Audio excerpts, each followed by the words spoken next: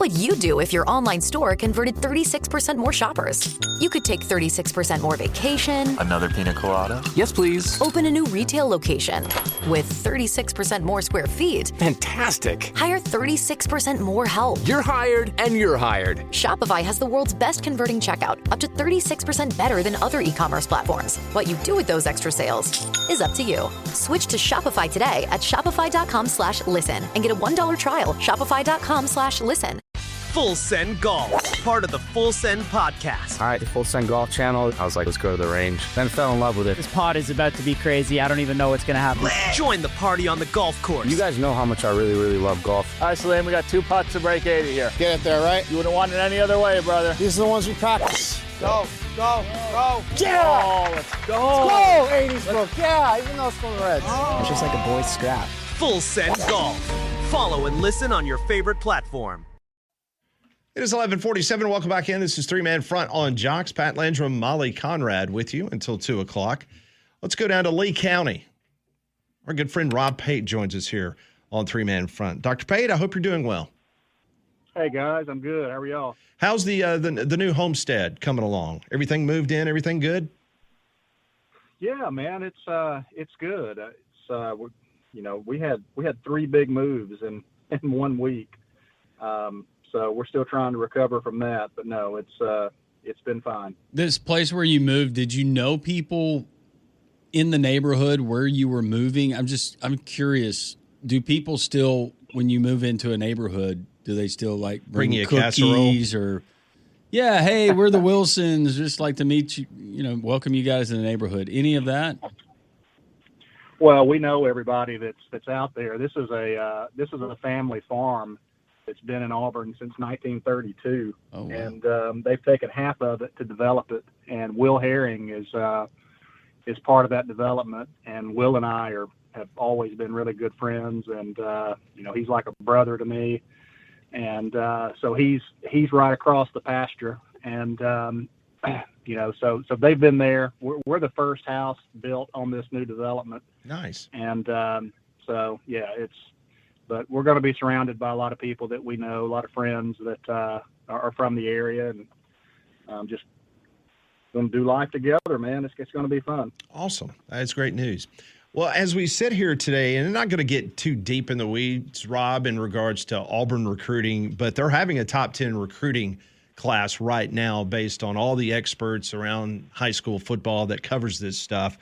Just your thoughts on just the vibe that you feel. I mean, you're in that community. You're in that market in regards to, I guess, the enthusiasm for Golish and this team, because they're going out and doing a really good job getting young people to commit to Auburn. He's done a phenomenal job, and you got to tip your hat to that entire staff. And obviously they're led by the head coach, and the energy that he's injected into the program, and just what these kids see in him. And I haven't had an opportunity to really spend a lot of time around any practices or even Coach Golish himself, but watching some of the footage and, watching kind of how they built up into the spring game and what his demeanor's like around the players. It's exciting, because you can tell those guys really, really enjoy his presence, and they want to please him. He speaks their language, but he also is really demanding and holds people accountable. I just think there's a lot of really, really good qualities that we have lacked in some regards at that head coaching position. I mean, he wants to be here. He wants to win at the highest level. You can tell that he's got a chip on his shoulder.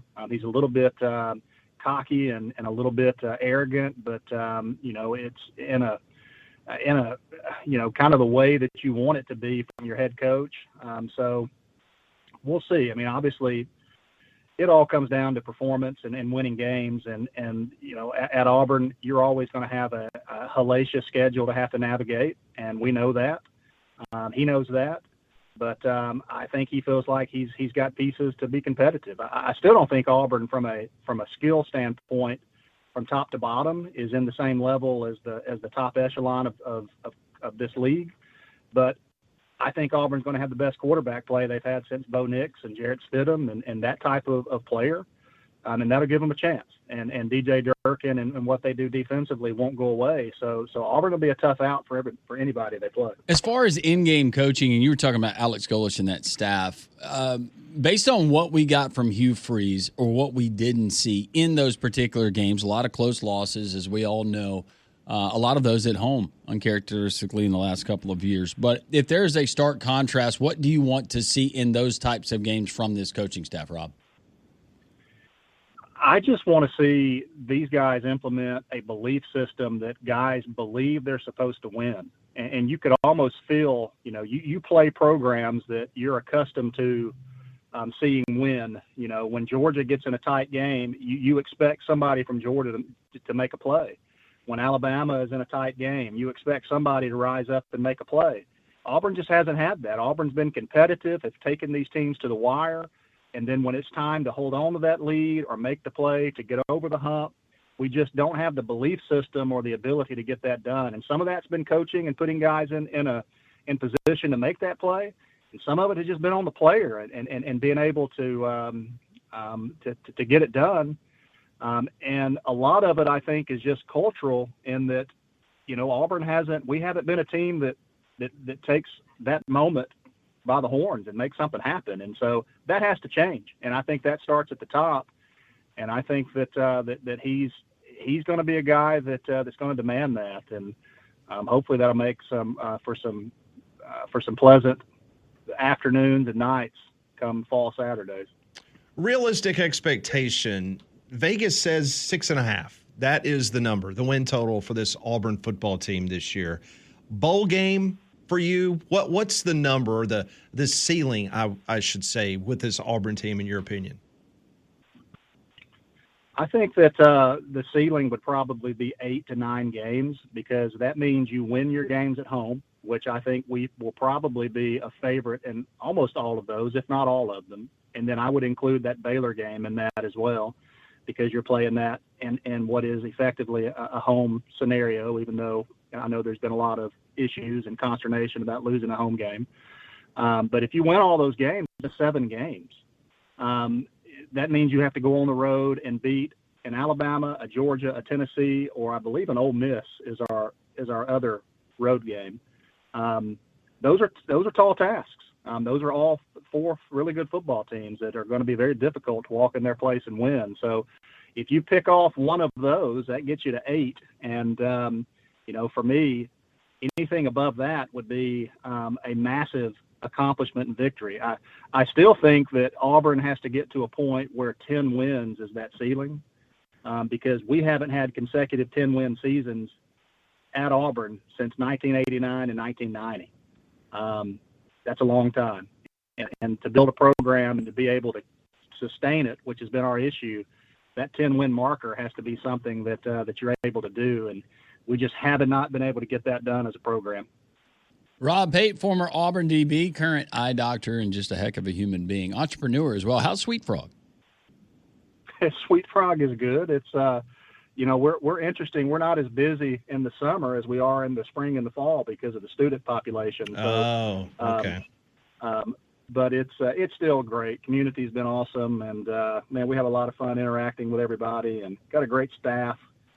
We've been blessed by it. It's been phenomenal. Now that freshman 15, is it still a real deal, Rob? You take advantage of all those freshmen and all their eating habits changing. Well, it's not just a freshman, man. I got about 15 pounds I need to lose too. I've got to get to where I just eat this on the weekend. Go run around the farm. Yeah, you'll lose it.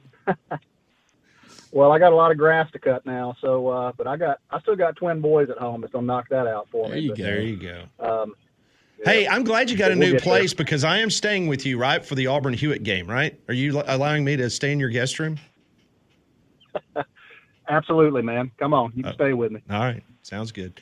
Rob, have a great weekend. Tell the family hello. We'll talk to you again next week. Thanks, Rob. All right, guys. Thank you. War Eagle. War Eagle to you, Rob. One Night with Steiny. One Night with Steiny. Shout out Full Send now. Hey, bro, what's your name, bro? Steiny. What the hell? We've been sitting here for like an hour together. I don't know your name. What's your name, bro? Steiny. I can't guarantee anything. All I can guarantee is that you're going to be entertained. I'm a professional. I'm here to interview. So the whole interview, you didn't ask me what I like better, Burger King or McDonald's. All right, and we are going to wrap up on that note. Thank you, Steve, so much. That was amazing. Burger King. One night was tiny. One night with Sonny, baby. What's up? One Night with Stein. Follow and listen on your favorite platform.